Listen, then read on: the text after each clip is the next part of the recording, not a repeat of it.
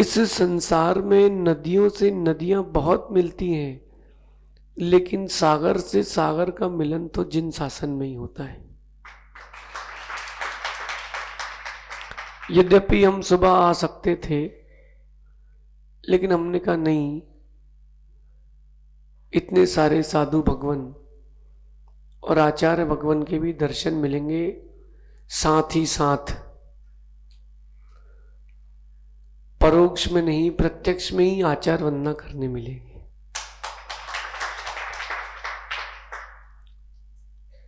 ये गुरुओं का, बड़ों का बड़प्पन है कि वो अपने सामने छोटों को बोलने का मौका देते हैं, क्योंकि दुनिया का सबसे कठिन काम है वक्ता के लिए श्रोता बनना। ये गुरुओं की दृष्टि है, वो ये नहीं सोचते कि मैं बढ़ूं, वो ये सोचते हैं कि सब बढ़े। ये वो सायगढ़ है जहां स्वयं गणाचार्य भगवान विराग सागर जी महाराज ने वाचना दी हो। स्वयं आचार्य भगवान आए थे, यहां पंच कल्याणक हुआ था नंदीश्वर का। और ये पहली बार हम नहीं आए, पहले भी कई बार आए हैं, लेकिन सायगढ़ वालों का ऐसा नियोग है कि यहां का स्टॉप इतने दिन का है। हमारी ट्रेन का ऐसा नियोग है। कोई बात नहीं, आपके लिए बहुत सारे नियोग है। अभी भेलसी पंचकणक में जा रहे हैं आचार्य श्री, उसके बाद आप लोग ले आना। गुरु भक्ति के लिए प्रसिद्ध ये सायगढ़ है।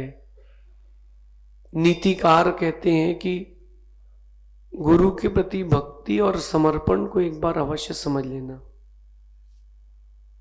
एक ग्रंथ है प्रश्न उत्तर रत्न मालिका, उसमें प्रश्न आता है कि किम विषम, कि विष क्या है, जहर क्या है। तो उत्तर आता है अवधीरिता गुरुवा। किम विषम, जो आप लोग जहर खाते ना जहर नहीं खाते, नहीं खाते, कोई जहर नहीं खाते। मरने के लिए कम और जीने के लिए ज्यादा जहर खाना पड़ता है। डॉक्टर साहब सुन रहे हैं ना? मरने के लिए कम और जीने के लिए ज्यादा जहर खाना पड़ता है। वो वाले विष की मैं बात नहीं कर रहा हूं, वो विष जो आपके मोक्ष मार्ग के गमन को रोक देता है, जो विष ग्रहण करने के बाद प्राणों का हनन हो जाता है, प्राणों का अभाव हो जाता है, वो बड़ा असामान्य है, उसकी चर्चा नहीं है। जो श्रद्धा का अभाव कर देता है, श्रद्धा रूपी प्राण को हर लेता है, ऐसा विष क्या है? अवधीरिता गुरुवाह। अवधीरित का अर्थ होता है तिरस्कार करना। जो अपने गुरुजन का तिरस्कार है, वो सबसे बड़ा विष है। आचार्य श्री,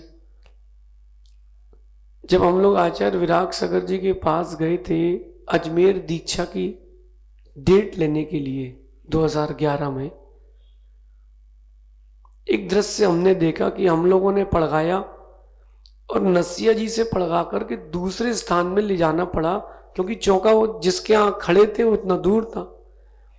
उस समय भारत की राष्ट्रपति जो थी प्रतिभा पाटिल थी, और गेट पर पुलिस वाले खड़े थे, बोले अभी कोई बाहर नहीं निकलेगा, प्रोटोकॉल है।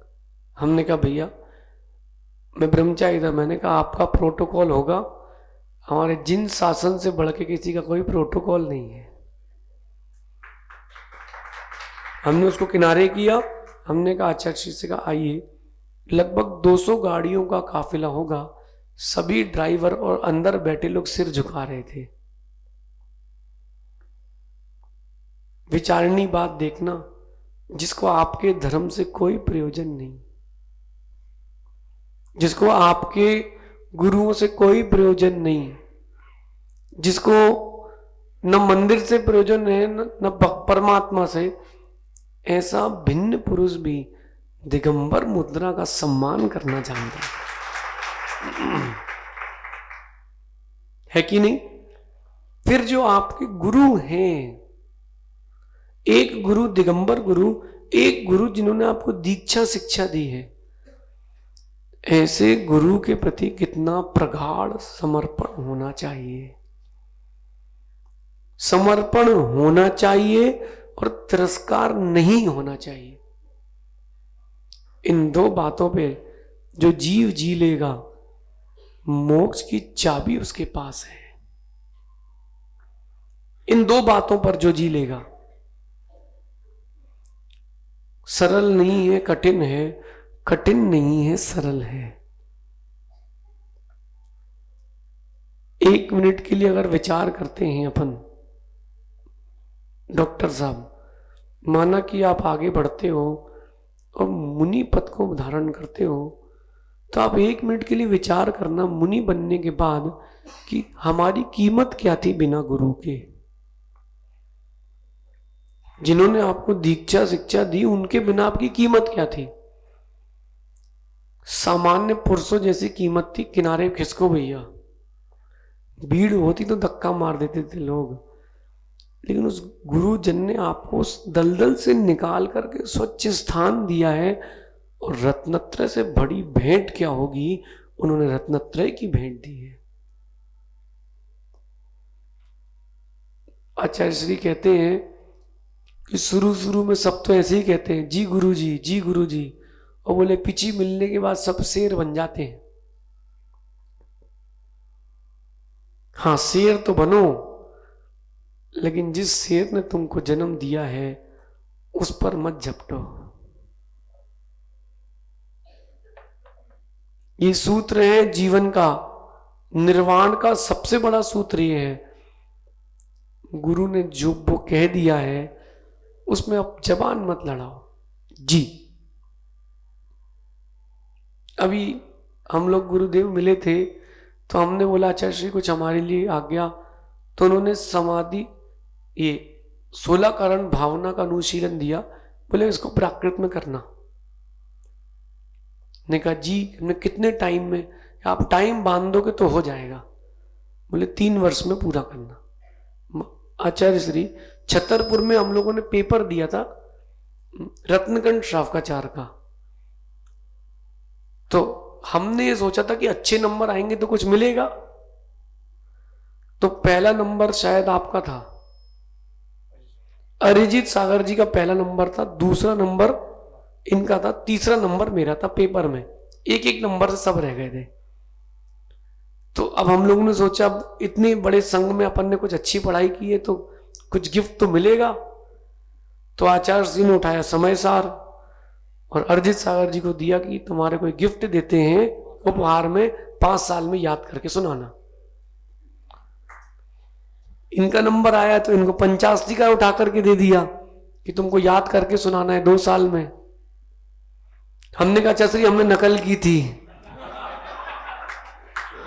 हमने कहा गुरुदेव हमने तो नकल की थी, ये तो नंबर इनके हैं। बोले नहीं तुम्हारे ही हैं, तुम ज्ञानी मत बनो। अरे हमने सोचा अपना कमंडल दे देंगे भेंट में, पिच्ची दे देंगे, कोई डायरी देंगे, पेंसिल देंगे, माला देंगे। गुरु की दृष्टि बहुत महान है, शिष्य की दृष्टि बहुत छोटी है। देखो आप सिंहासन पर कौन बैठा है ना?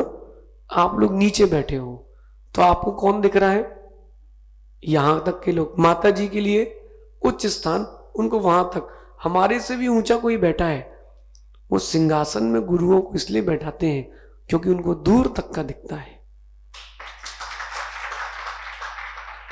आचार्य श्री के पास समाधि तंत्र रखा था, उनने उठाया, वो ले लो, इसको प्राकृत में करके लाना 5 साल में। हमने कहा भैया अगली बार कोई पेपर नहीं देना अपन को। कहीं समय सार के 17 भाग दे दिए तो हमारी तो पूरी जिंदगी निकल जाएगी। फिर जब उसका अनुवाद किया, अनुवाद करते करते जब उसको पढ़ा वैराग्य में और मधुरता आई। उसकी एक पंक्ति आज भी याद है हमें कि भगवान पूज्यपाद स्वामी कहते हैं कि न मैं जैन हूं, न मैं ब्राह्मण, न मैं मोटा हूं, न दुबला, न मैं पुरुष हूं, न स्त्री। फिर शिष्य पूछता है तो मैं कौन हूं? और बोले ये भी मत सोचो कि मैं आत्मा हूं। न मैं जैन हूं, ना ब्राह्मण, ना मोटा, ना दुबला, ना मैं खाता ना पीता, मैं पुरुष भी नहीं, स्त्री भी नहीं, नपुंसक भी नहीं, तो मैं कौन हूं? मैं तो मैं ही हूं। अगर वो ग्रंथ नहीं मिलता तो एक पंक्ति भी ना मिलती है। प्रतिदिन सामायिक में एक बार हम जरूर चिंतन करते हैं कि मैं तो मैं ही हूं, इसके बाहर नहीं हूं। अब आप देखो गुरुजन का उपकार, पिच्ची देते, पेंसिल देते तो कुछ दिन की थी, उन्होंने ग्रंथ दिया, इन्होंने याद किया, हमने अनुवाद किया, ग्रंथ अमर हो गया। आचार्य उस ग्रंथ का अनुवाद किया हमने, 5511 श्लोक प्रमाण अनुवाद हुआ। 5511 श्लोक लिखे उस पे। एक गुरुओं की दृष्टि है, जो शिष्य को ऊपर उठाना चाहते हैं, शिष्य को समझना चाहिए, गुरु का तिरस्कार नहीं करना चाहिए। जिसके सहारे हो उसको अगर धक्का मार दिया, ध्यान रखना तुम्हें कभी धक्का लगेगा, तुमको कोई सहारा नहीं मिलेगा। क्योंकि ये बात इसलिए कह रहे हैं कि उन माता पिता को दुख सबसे ज्यादा तब लगता है, और उन गुरुजन को दुख सबसे ज्यादा तब लगता है कि जिसको बोलना सिखाया हो वो ही तुम्हारे सामने चिल्ला रहा हो। जिसको बोलना सिखाया हो वो जवाब दे रहा हो तो उससे बड़ी कोई पीड़ा नहीं होती। लेकिन कार्तिक अनुप्रेक्षा में कहते हैं कि जो अपनों के द्वारा किए गए तिरस्कार को, उपसर्ग को सहन करता है, उसकी निर्जरा नहीं, उसकी विपुल निर्जरा होती है। तो यहां गुरु तो शांत है, सहन कर रहे हैं, उनकी निर्जरा। और जो शिष्य अनुशासन के बाहर है, उसके आश्रम बंद। इसलिए अपने जीवन में ध्यान रखना, किम विषम अवधीरिता गुरुवा, जो गुरुओं का अपमान है उससे बड़ा कोई विष नहीं है। रत्नत्रय की भेंट देने वाले गुरु हैं। ये पिची देखी आप लोगों ने? पिची सबके त्यागियों के हाथ में, महाव्रतियों के हाथ में देखी ना? 5-6 हजार रुपए की आती भी है। सभी लोग ले लो, बाजार से जाके ले लोगे, ले भी लेना, कपड़े भी उतार देना, वो आनंद नहीं आएगा जो गुरु के हाथ से संस्कार जब रत्नत्रय के होते हैं तब आनंद आता है। आचार्य श्री का आचार पदारोहण झांसी में हुआ था हमारे जन्मदिन के दिन। हम ये क्यों बोले कि उनके आचार पदारोहण के दिन हमारा जन्मदिन है? हम पहले पैदा हुए ना, हमारा सौभाग्य है। हमने कई बार खोजा कि 24 मई के दिन कुछ बड़ा हुआ हो, आचार्य श्री कोई विशेष चीज नहीं मिली। 24 मई के दिन करगवा जी में, झांसी में आचार्य श्री का आचार पदारोहण हुआ था। हम वहीं थे, सुबह सुबह छत पे केसलोन छुआ था, बाल इतने ही थे, इतने ही बाल में केसलोन छुआ था, संस्कार हुए थे। हमने अपने जीवन में सबसे पहली आचार्य दीक्षा किसी की देखी थी तो वो आचार्य भगवान की। हम देख रहे थे कि देखो पत्थर को, पथरिया के पत्थर को परमात्मा बनाने की ताकत किसी में है तो दिगंबर गुरु है। इसलिए अपने जीवन में कुछ भी हो जाए, प्राण जाए सो चले जाए, जिन्होंने मोक्ष मार्ग दिया है उन गुरुओं का भी तिरस्कार नहीं करना। कोई कर रहा हो, अगर डॉक्टर साहब अपन अहिंसक हैं, कायर नहीं है, उसकी भी रक्षा करना, लेकिन गुरुओं का तिरस्कार नहीं होने देना। भिन्न भिन्न प्रकार के भिन्न भिन्न लोग मिलते हैं। सागर देखा आप लोगों ने, सागर पास में ही है। अच्छा श्री हमारा 2019 का चातुर्मास सागर था, वहां एक कॉलोनी में दर्शन करने गए। वो पूरी कॉलोनी में सूतक लगी है भैया, वहां पर गुरुओं को नहीं मानते। हमने कहा अपन भगवान के दर्शन तो करेंगे। एक सज्जन गेट पर खड़ा यूं बोले अंदर नहीं जाओगे। हमने क्यों भैया? बोले तुम्हारे पैर गंदे हैं। शब्द सुनना। मैंने कहा भैया हमने धो लिए। बोले नहीं यहीं से दर्शन करो और जाओ। और जो साथ में थे वो कहीं सुन रहे क्या फिर? हमने कहा भैया धैर्य रखो। हमने उनसे कहा भैया दर्शन कर लेने दो, कहीं ऐसा ना हो कि तुम दर्शन से वंचित रह जाओ। आचार्य श्री कोरोना आया और वो सज्जन चले गए। देखो गुरुओं के तिरस्कार का फल। वहीं गुरुओं की सेवा की महिमा। कुंद कुंद स्वामी लिखते हैं शिवभूति नाम के मुनिराज। किस नाम के? 12 वर्ष में नमोकार याद नहीं हुआ। 12 वर्ष में नमोकार याद नहीं हुआ। तुस्मास भिन्नम, दाल अलग है, छिलका अलग है। इसका पाठ कर ले बेटा। गुरु कहते हैं बेटा इसी का पाठ कर ले। दाल अलग है, छिलका अलग है, आत्मा अलग है, शरीर अलग है। तू इतना सही पढ़ ले। देखो गुरु का उपकार। गुरु ने ये नहीं कहा कि भोंदू हो, अज्ञानी हो, जब आता नहीं है तो क्यों दीक्षा ले ली।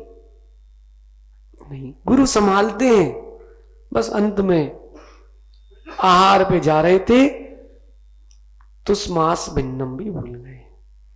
एक मां को देखा दाल फटकते हुए सूपा में, कि दाल अलग छिलका अलग। बोले अब नहीं जाना। वहीं पाषाण की शिला में बैठ गए। पाषाण की शिला में बैठ गए। तुस्मास घोषंतो, तुस और मास भिन्न है। इसका घोष करते हुए, इसका पाठ करते हुए शब्द ब्रह्म से आत्म ब्रह्म में प्रवेश करके केवल नाड़ी पुडम जाओ, केवल ज्ञान की प्राप्ति कर ली शिवभूति मुनिराज ने। गुरु जिन्होंने दीक्षा दी, जिन्होंने दीक्षा दी, जिन्होंने सूत्र दिया, वो बैठ के नमस्कार कर रहे हैं, भगवान की जय हो। केवली बन गए, लेकिन बनाया किसने? इसलिए गुरुओं का कभी तिरस्कार नहीं करना। आप सभी ऐसी अगाध श्रद्धा रखना गुरुओं के प्रति। ये सायगढ़ वाले हैं ना, जहां क्षमा सागर जी की प्रवास हो चुका है, यहां सभी गुरुओं की सेवा होती थी। ऐसी ही सेवा करना। एक दिन ऐसा आएगा कि आपका भी नाम नमो लोय सव्व साउड़म में आएगा।